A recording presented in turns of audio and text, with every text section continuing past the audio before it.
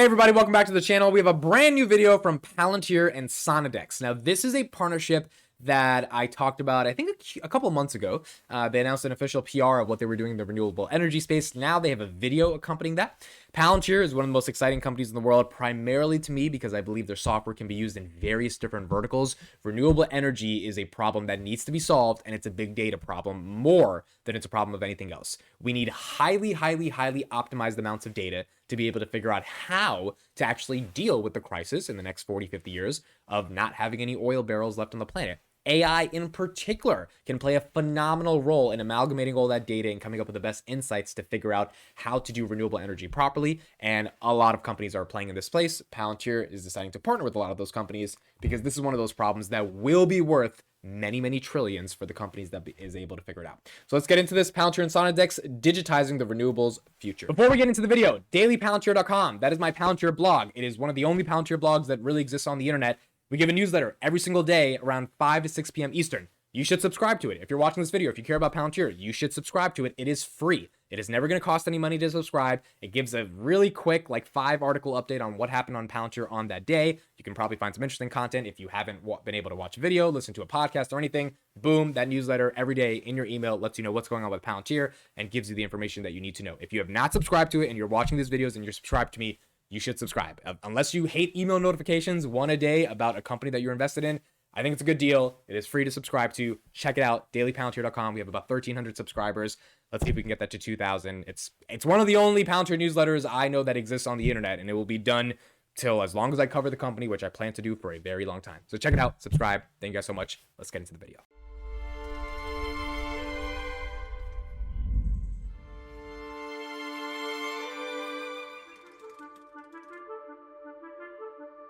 Sonidex is at the forefront of the renewables revolution. Any moment that we're not producing clean energy means more time relying on fossil fuels. We're trying to do things differently, leveraging our data intelligence in Palantir Foundry to power strategic decision-making and push the energy transition forward. We're gathering data from across multiple business units, continents, and even the stratosphere. With over 100 solar tracker farms across the globe, often located in remote areas, regular and targeted maintenance can be extremely difficult and complex. So real quick right there, already, executive leadership at Sonidex is saying that they have 100 solar farms across the world, and they're getting a lot of data from all those different parts of the world. All that data needs to be optimized, it needs to be understood, and it needs to be internalized in a way that makes it effective and useful. And this is, again, the core problem that Palantir is solving. If you are a Palantir investor or think about being a Palantir investor, the question I believe that you should be asking yourself is the world in the next 10 years going to a place where data is going to be more of a crucial factor or part of all the decisions we make, or less of a crucial factor? And if it is more of a crucial factor, the question becomes, is it going to be operationalized data, or is it going to be stagnant and static data? And if it is operationalized, then you get to that second assumption. The third final question is, what company has the technology to help you be able to operationalize the data that you believe is going to be exponentially increasing over the next 10 years? And if that company happens to be Palantir, because you've come to that conclusion, then I think that is a strong investment thesis, at least in one regard, to how Palantir could be helping companies. With Foundry, we're able to integrate disparate data sources from the weather, production time series, satellite images, and models, of course, into one single source of truth made of different objects, known as the Foundry ontology. A digital twin of our assets break down the site into different components, the solar trackers, the inverters, and the modules. These allow our different teams to collaborate across a common platform and to capture different decisions and actions at the object level so that we can monitor performance, optimize maintenance, and take actions in real time. Being able to join all our data stream via the ontology allow us to model complex scenarios that previously were inaccessible to us. Once the ontology is defined, increasing the number of individual objects and the data stream associated to those objects is essentially effortless. Our trackers rotate to match the direction of the sun. At times they can get stuck and they can have component issues, which result in downtime and, of course, as such, underperformance, and in the worst case scenario, severe damages to the components. Using Palantir's MetaConstellation software, we're able to monitor solar fields 100% remotely with commercial satellite imagery and machine learning. Okay, so this is really cool. Let's talk about this for a second. MetaConstellation, one of the products that Palantir really introduced back in 2022. using geospatial intelligence, satellite imagery to be able to, in real time and edge AI, give you insights on what's happening from the sky on the planet and remotely, right? I could be in Japan and I'm monitoring a solar farm in Indonesia, and I'm able to see what's happening, and I'm able to actually make adjustments via my computer, my Palantir software, because I'm getting those meta constellation updates immediately. Like, this stuff is transformational technology. I mean, like, this is real stuff. Now, is it commercially viable? That's always the question with transformational technology. Space rockets are cool, but can we make any money off that? Electric cars are cool, but can we make any money off that?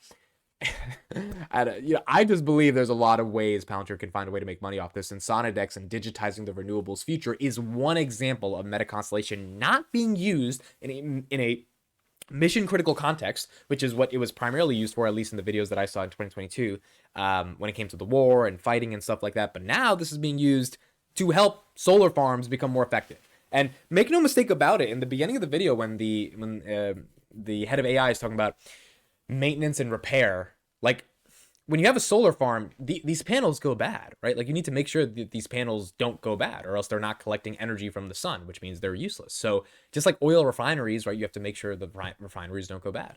That is a question of data, and that is a question of software that can help these types of things.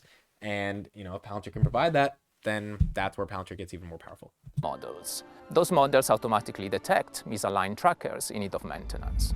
Then, leveraging the digital twin, we can remotely monitor our assets and not only detect underperformance, but also understand what is the root cause of that underperformance and the financial impact associated. The system alerts us when a tracker is misaligned, and so we can take action and send a team directly to the precise location, to the exact tracker on site, and execute maintenance.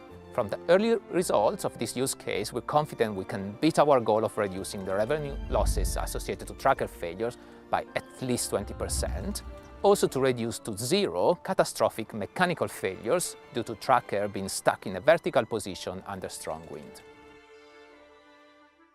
That's incredible, man. That is actually incredible. The ability for them to be able to figure out what's happening from the sky in terms of the maintenance of these solar farms, create a digital twin of it, understand that data through an ontology, and then be able to make real decisions efficiently and effectively and quickly to be able to make sure that these solar farms are maintained and they're getting the most level of value from them. I mean, how much is that worth to an organization? That's the question. How much is that worth? And if it's worth a lot of money, if it's worth the organization's ability to even be an organization, then I think the upside is monumental. Obviously, it's always a question of if they can sell it and how they can get more people to recognize it. But it just doesn't seem like that technology is fake by any means. We now have immediate notification when a problem arises, with a solar tracker, for example, which has severely reduced idle time between identification of a problem and resolution via needed repairs. With the ability to monitor our trackers remotely now, we don't need to make long drives out to the fields to conduct maintenance checks. So we are also reducing our carbon footprint, and our teams are responding a lot faster and work in a lot smarter way than they used to do in the past. As the world transitions to renewable energy sources, our goal is to implement Foundry through all areas of the company, so our teams can rely on real-time data and fully integrated tools to make critical business decisions around producing clean energy.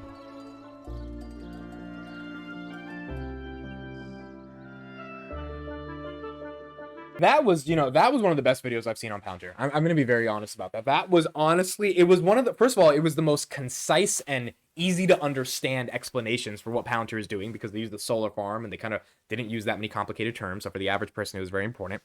Number two, it just makes sense at the end of the day. Like, think about how much gas and energy is saved by you not having to drive all the way down to these 100 different solar farms and do manual maintenance. First of all, how much time and energy is saved. Second of all, how much gas is saved. Now, people may say, oh, that's not that big of a cost, you're driving. But imagine many, many, many companies across the world are using this software to now remotely do what needed to be done in person. Like, think of the scale. I think Zoom is one of those companies that has saved a lot of energy in the world. Because even though Zoom takes energy to run in terms of the internet, the amount of business meetings that don't have to happen in person, where you have to fly from London to Japan, but you can just do it over Zoom. I mean, think that just saves energy. It doesn't hurt the planet as much. this is one of those partnerships that I think is interesting. I don't think it changes the stock. I don't think it massively, I don't even think this deal is going to be that big for Palantir. I mean, who knows how many millions, if anything, that this deal is worth. What I believe this deal is showing me as a Palantir investor in 2023 is a case study for how many companies across the world that are attacking the multi-trillion-dollar market that is renewables could use Palantir and Foundry to be able to win. And I think, honestly, this is why Karp is just so excited every time he talks about it, because he's like, we got the answer. It's kind of how I feel with my startup, to be honest. I think audio discovery sucks, and I have the answer. And I'm like screaming it off the mountaintops. Like, I figured it out. I have the answer. This is what Spotify's not doing. This is what Apple's not doing. This, I have the answer. But people just don't know about it yet. And I mean, that's the age-old problem of marketing, right? How do you get people to know about what you've created? And so it's a difficult problem. It's a fun problem to solve. It's a, it's something where you go on that journey and you figure it out. But like, if you got the juice, you got the thing, all you got to do is get people to drink it. That's it.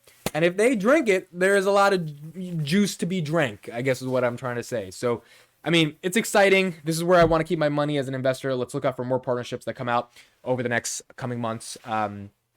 I just can't find any other technology company that's as exciting to put my money into like this. Snowflake, Databricks, I mean, they all have interesting things about them, Cloudflare, etc. But this stuff is why I was attracted to Palantir. This is transformational to me. And I know it's not being used everywhere yet, but it's transformational to me. And every Palantir bear that wants to say whatever they want to say about the stock price, whatever, you can have those arguments. Look at videos like this, look at the technology, and then tell me if this doesn't make you excited. That doesn't mean the stock's going to go to the moon. That it's just a question of, do you get excited or not, and do you see potential?